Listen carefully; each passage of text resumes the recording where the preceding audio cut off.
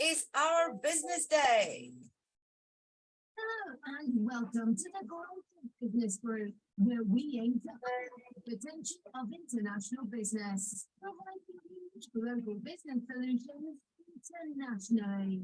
We specialize in business advisory, import and export opportunities, market entry, investment, and funding to help you achieve your business goals. Now, let's get into today's Business Day. Shri Harsha, thank you for bringing Praneet to us. And Shri Harsha, would you like to introduce Praneet?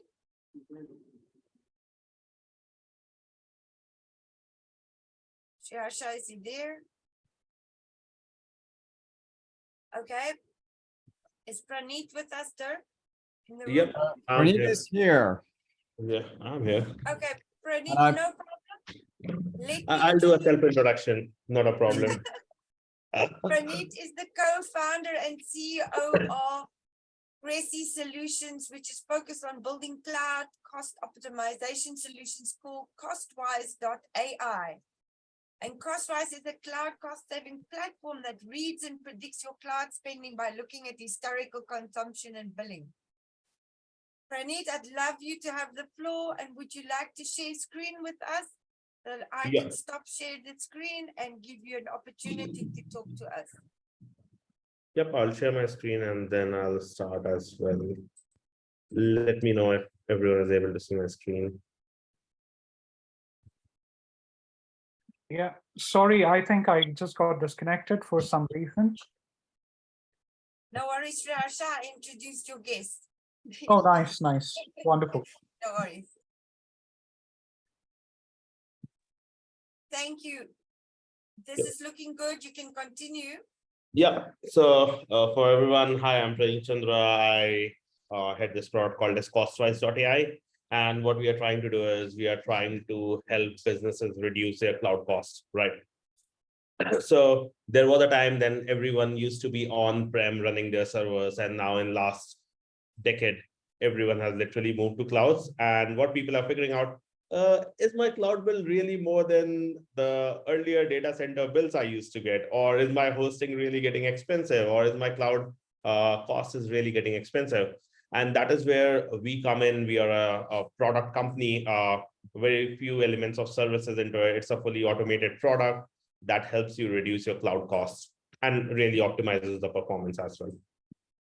So one of the biggest proof points, like if you look for big predictions for IT in 2023, and for people, if you don't know, Jyoti Bansal exited a couple of multi-million-dollar companies, made them IPOs like App Dynamics and all. And one of the big predictions that he makes for 2023 is the cloud costs. And it's literally a growing problem. The way and the range we see with customers, there are a scope where you can literally reduce bills from going from $16,000 to all the way to like $10,000, $8,000 per month, right? So there's a lot of optimization that exists in the cloud, and unfortunately, companies are not able to use it. And that is the whole problem statement that we are tackling and trying to work through and build out this solution, right? So what's our problem today, right? The cloud optimization is broken and it's static. So what happens is you end up taking up a lot of servers from AWS or Google Cloud or Microsoft Azure. And what your teams are, they're collectively building out software. They're trying to ramp up your applications and everything. And after a couple of months, your CFO realizes, hey, it's really expensive, right? It's really daunting my bill, like really haunting me altogether. So what they do is they tell CTO, hey, you need to reduce the cost. And then what CTO does, CTO goes to the teams, or he will go to an outside vendor and tell them, hey, can you please reduce the cost? But at this point, when you're reducing the cost, you have already lost 6 months worth of saving, right? And then, okay, you reduce costs, you'll again go back to the same track, because the engineering teams are never focused on saving costs. They are focused on building the right software for you, right? So that is where cost optimization becomes a big problem, right? And they don't have any carrot, any visibility, anything to look after. Like, why should I really do that, right? Because it's a problem of CTO and finance team. So there is this whole FinOps foundation that is like financial operations for the cloud. And if you look at the state of the surveys in 2022, the big problem that people see is getting engineers to take action on cost optimization is difficult because they don't understand, and then they don't know what to do because it's not something that is in their job description. And then accurate forecasting of the spend that they're doing, or enabling automation to reduce the waste or unused resources. So these are like big chunky meaty problems that people already have it, right? And what we believe as a company, right? We believe that more than 50% of the cloud costs today can be reduced by predicting the consumption and proactively optimizing the cloud services. And what do we mean by that is something like this, right? We do not want access to your entire cloud. We connect with a very lightweight API or a program that actually reads your historical cloud bills, right? Like your historical AWS cloud bills or Azure or GCP cloud bills, and really starts understanding, oh, what is your spending pattern? How are you really spending it and everything? And then it predicts the usage of your different systems, of your different machines that you have on the cloud.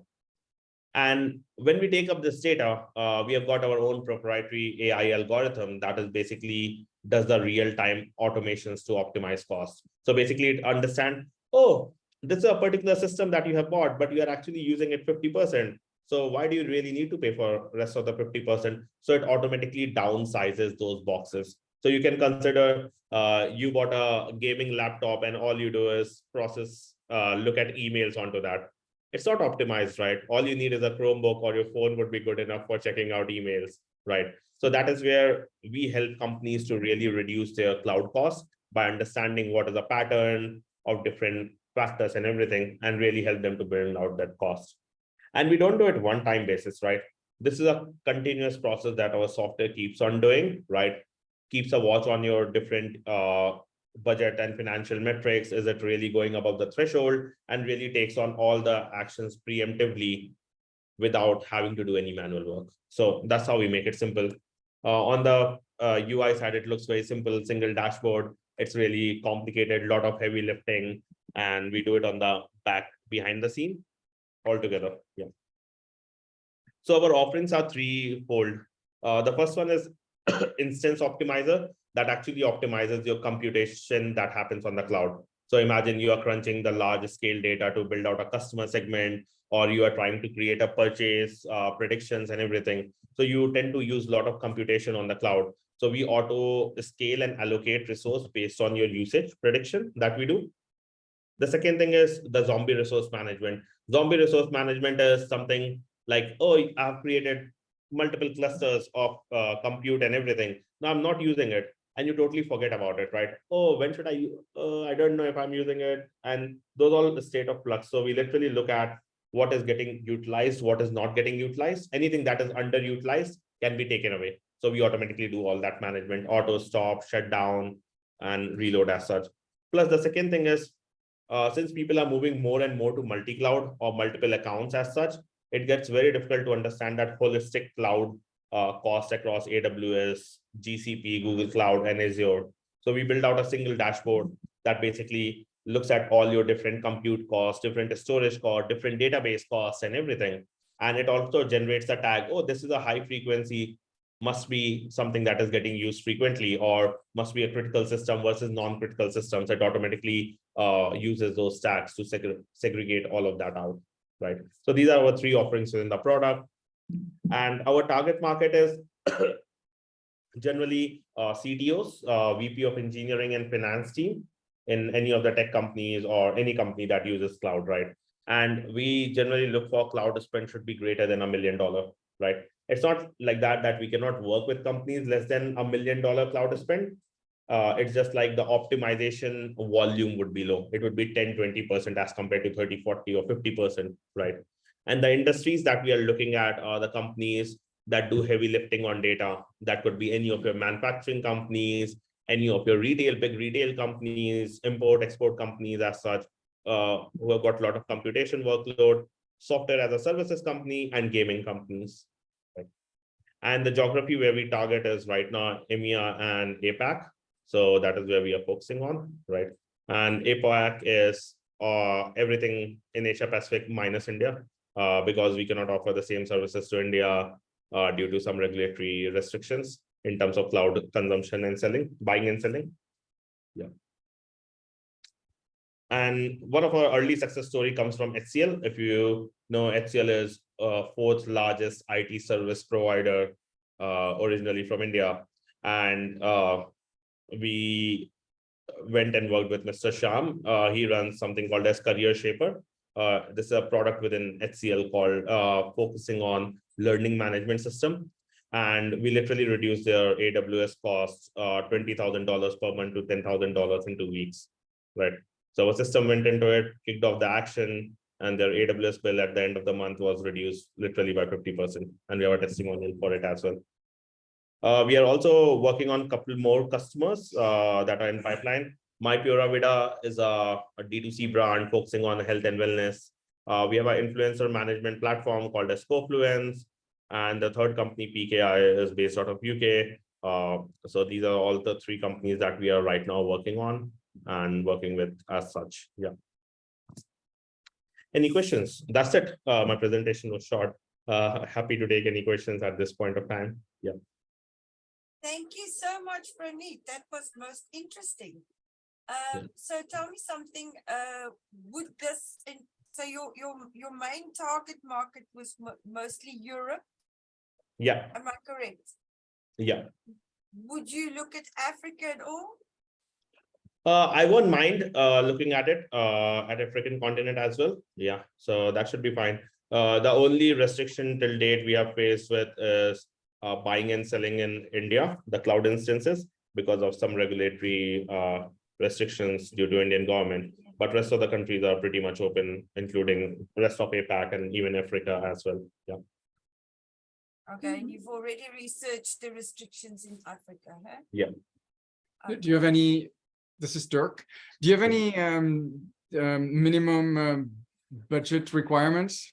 Let's say, what's the minimum of cloud storage that your customer needs to purchase?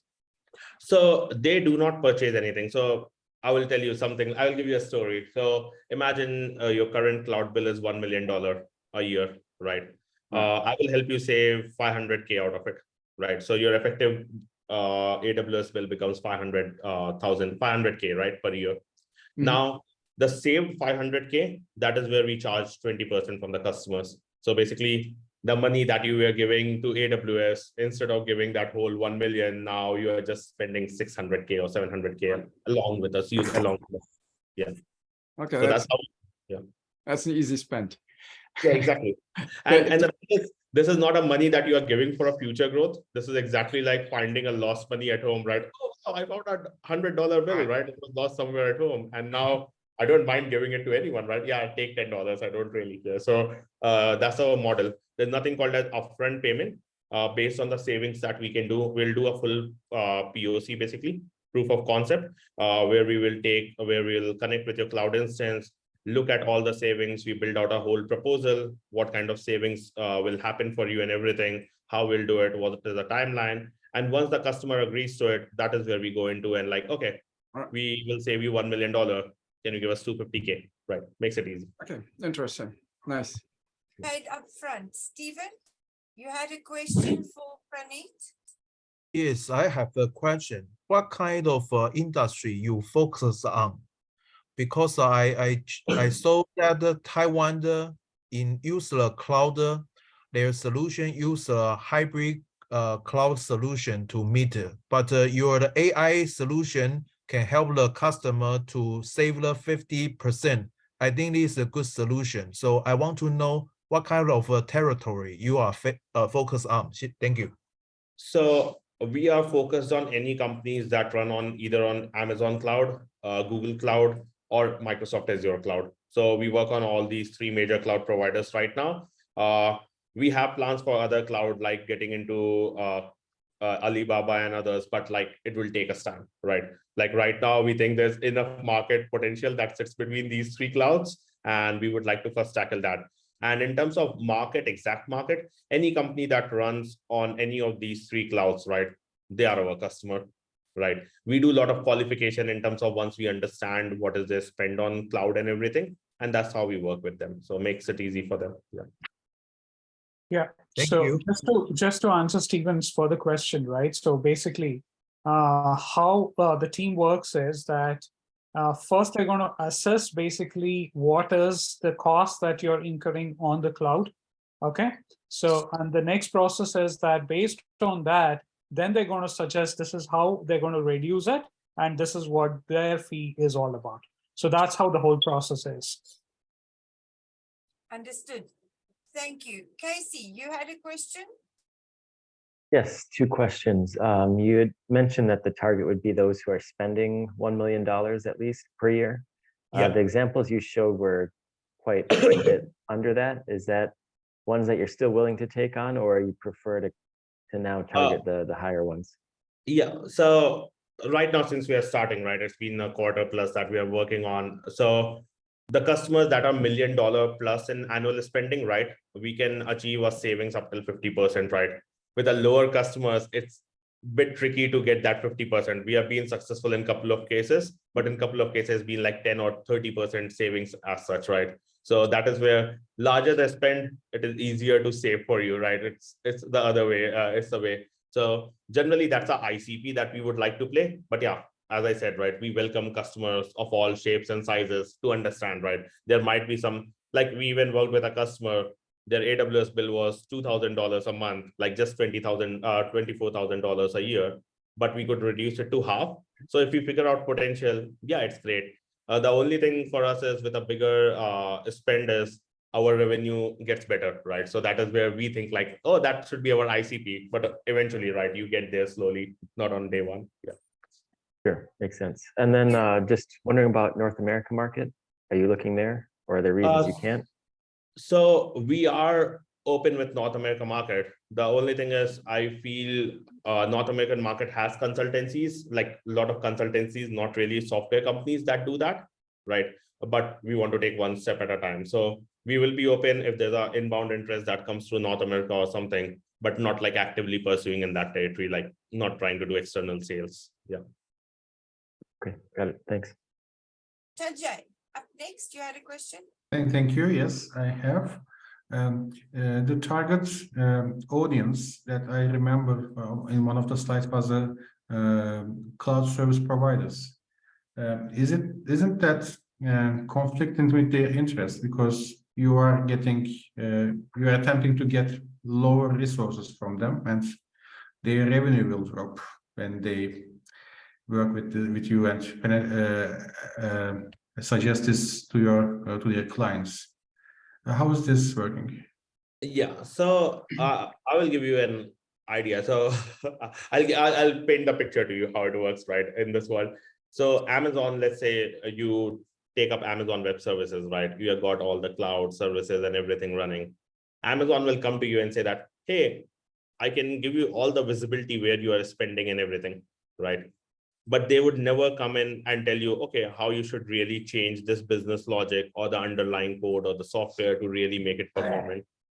We, on the other hand, what we do is we partner with Amazon, right? We are partners with all these 3 cloud providers. We literally look at the consumption and predict people that, hey, you are not going to use this much. So why don't you shift to something that is more optimized, right?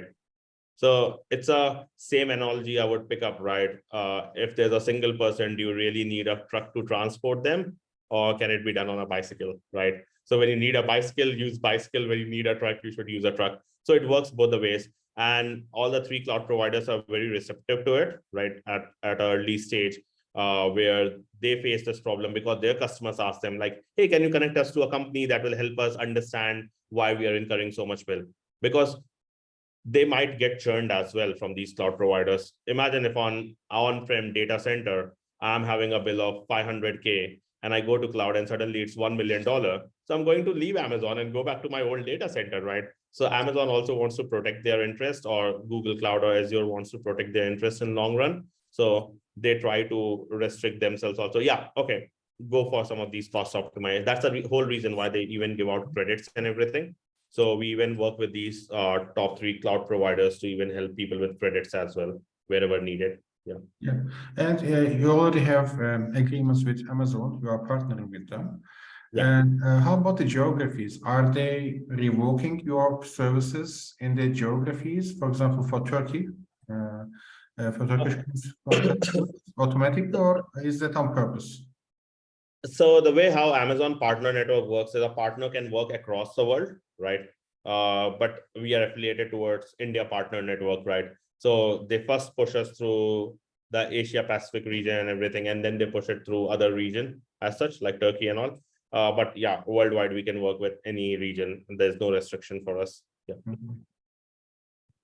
Okay, good. Thank you. And you have also some slide sets that you can share with the audience that we can. Yeah, definitely. I would actually take out a couple of things from the slide, like our pipeline and everything, but I would be very happy to push through rest of the slide deck. I'll pass it on to Sriharsha so that he can share with the group. Yeah. How is the commissioning mechanism for the GBG on that? Yeah, Honestly, we haven't worked out anything right now, so we need to sit and work on that based on different countries, how we're going to position this.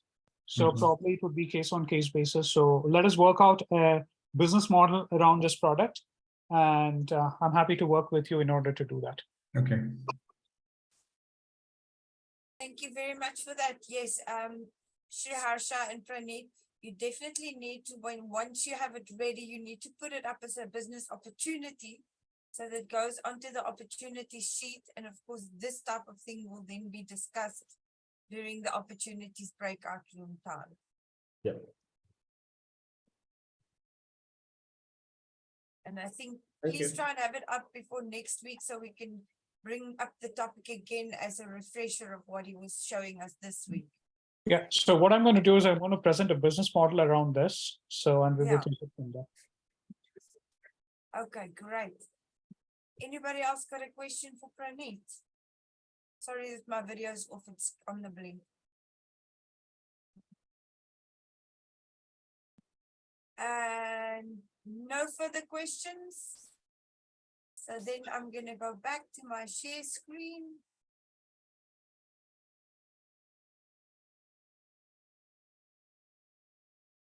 Thank you so much, everybody, for the business day.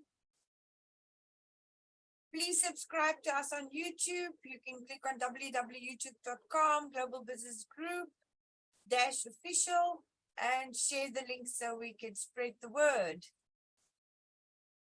Thank you to all our guests and associates. Global Business Group makes global business easy by reducing the barriers and creating a reliable platform for all.